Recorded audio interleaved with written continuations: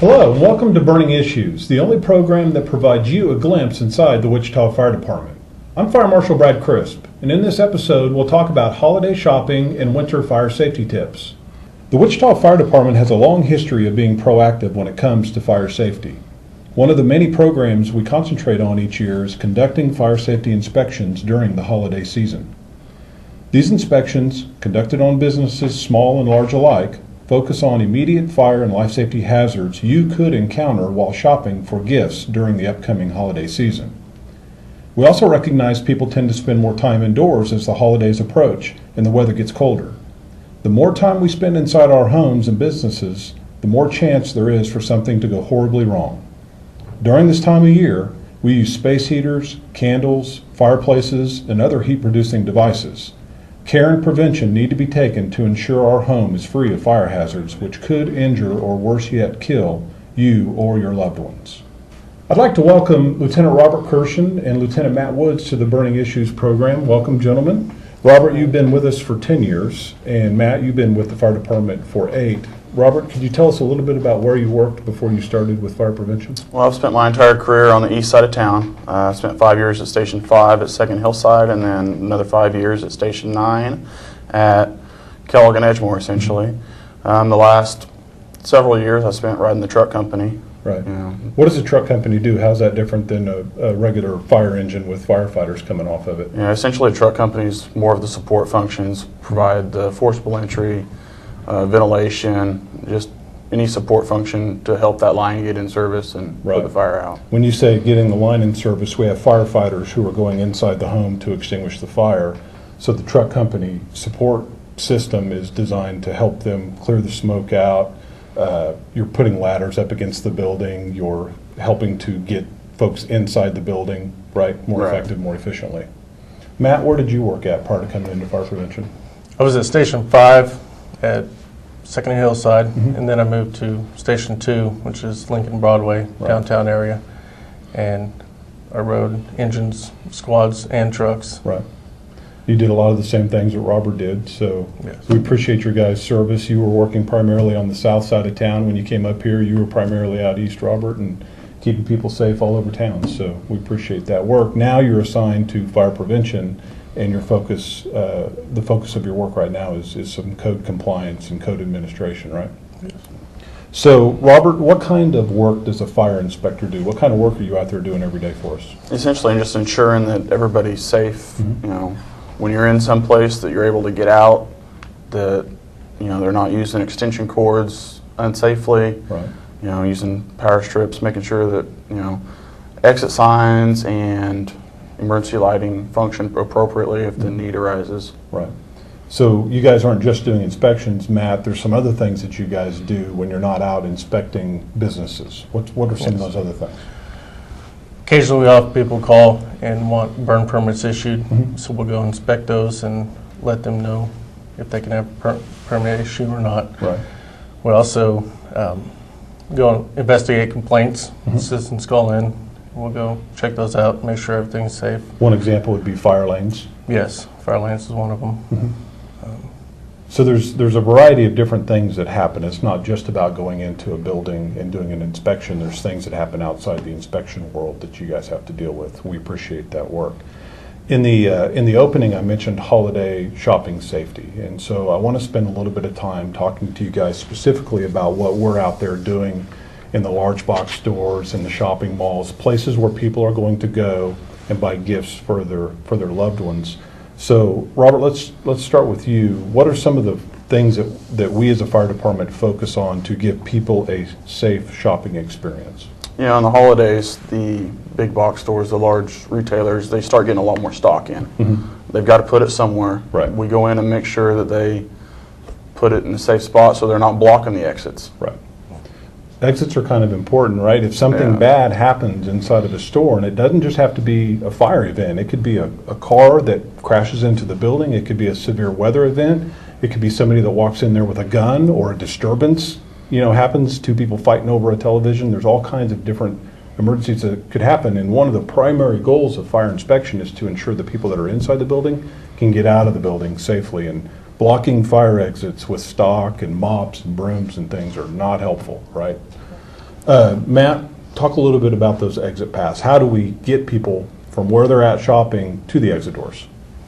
We make sure that the retail areas aren't cluttered, packed tight together, so that while people are shopping for the items they want, they Right. can get to the aisles. Right. And they're not tripping over displays or Yep. boxes. Exactly. There's a minimum width, 36 inches if there's stock on one side, 44 inches if there's stock on the other. And it's not just about healthy people who are walking and moving to the exits. We also have to be concerned with people who aren't as mobile and those ADA concerns. Very important that we're able to get people out of the building. Robert, you'd mentioned extension cords. Tell me a little bit more about extension cords. Extension cords are not to be used as permanent wiring. They're for temporary use only. Right. You know, if somebody starts affixing it to structures, running it through walls, ceilings, things like that, it creates, pinch points on that wire, which can create a fire. Correct. You mentioned temporary. Around the holiday seasons, we see extension cords being used for some lighting and displays, and as long as they're installed properly and they're truly temporary, that's fine, but extension cords do fail over time. They're not designed to live forever, and that's something that we obviously pay a lot of attention to.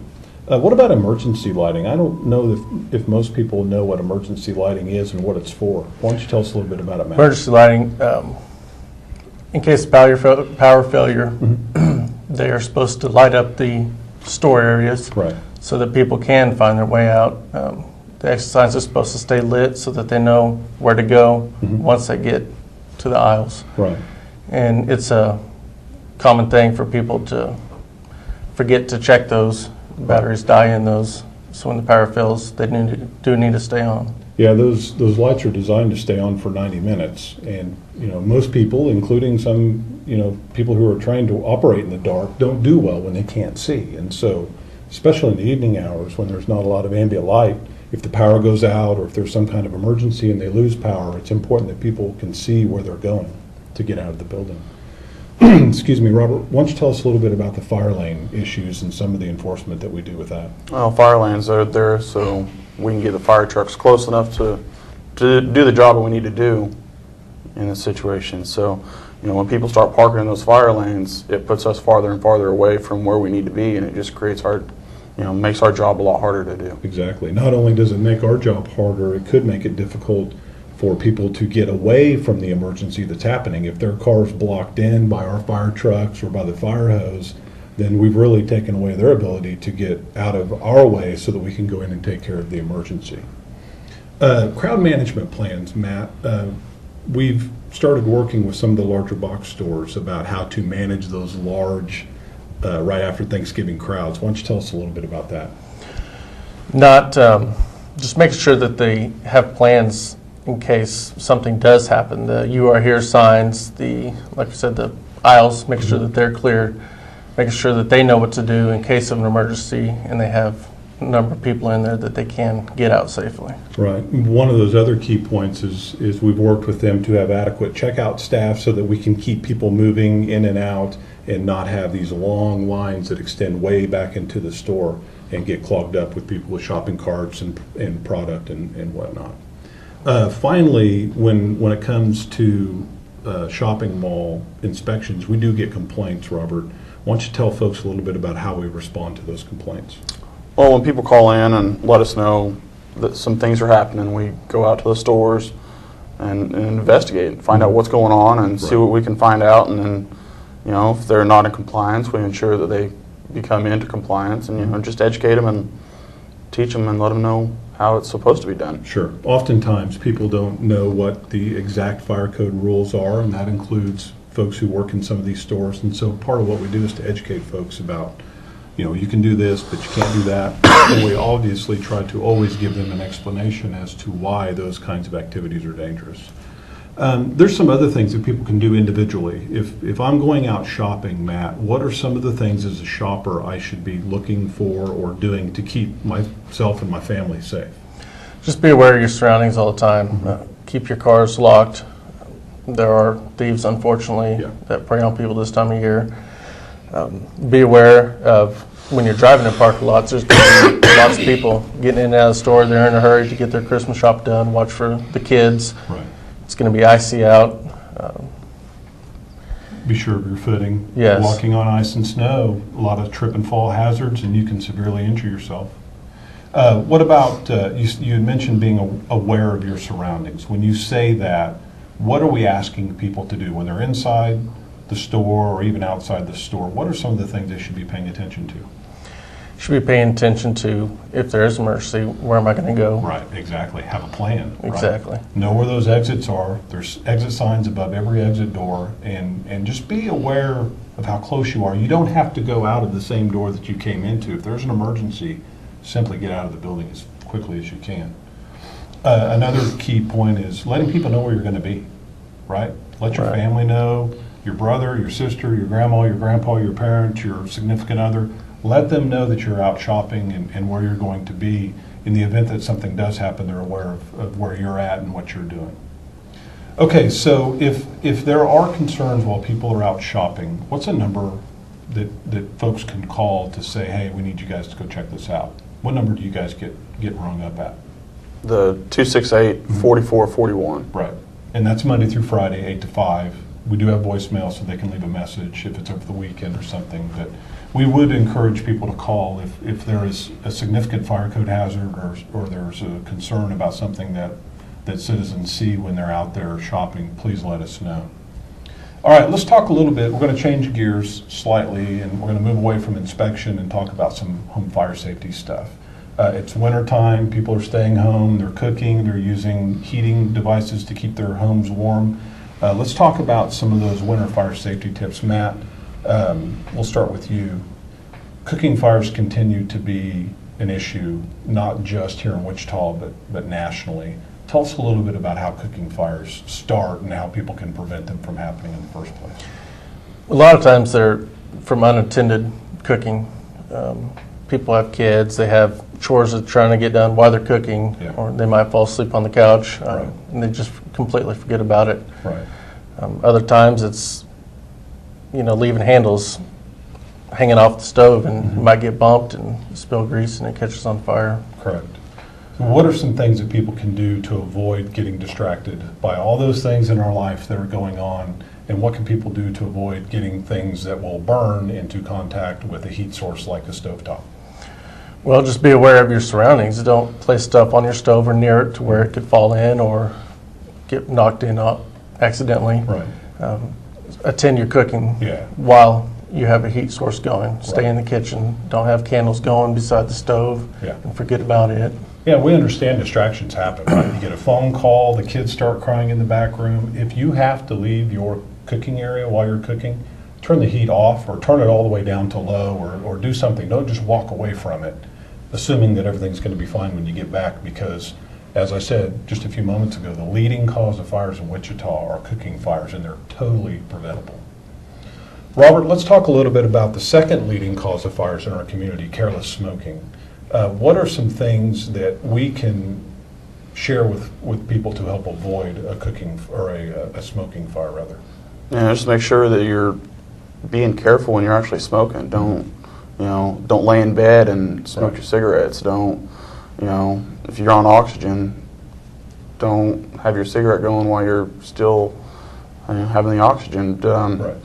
When you're getting rid, you're done with it, don't just flick it out in the middle of the yard. Don't put it in the potting soil. Put it into a safe spot. And fully extinguish it.